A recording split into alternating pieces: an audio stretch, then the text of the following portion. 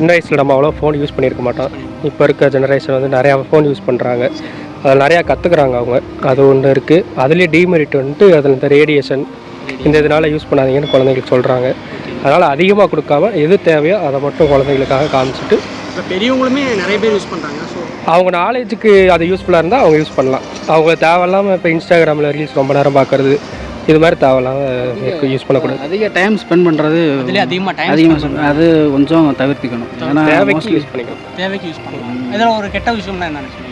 கெட்ட விஷயம் எல்லாமே இருக்குது. கெட்ட விஷயம் எல்லாமே இருக்குது. நம்ம எது எடுத்துக்கிறதுங்கிறத பொறுத்து தான் நம்மளுக்கு. நம்ம ஃபோனில் நல்லதும் இருக்குது கெட்டதும் இருக்குது. அது அவங்க எடுத்துக்கிறத பொறுத்து தான். எடுத்துக்கிறது நம்ம மனப்பக்குவத்தை நம்மளை பொறுத்து தான். நம்ம யூஸ் பண்ணுற பெரிய டைமிங் இருக்காங்க. அதான் அந்த மாதிரி சொல்லுங்கள். டிடிஎஃப் வாசல் இது மாதிரிலாம் பெரிய பெரிய யூடியூபர்லாம் ஃபோனில் இருந்தாலும் ஆரம்பிச்சிருக்கோம். ஃபோன்லேருந்து அவங்க ஃபோன் வாங்கவே கஷ்டப்பட்டாங்க. ஆமாம்.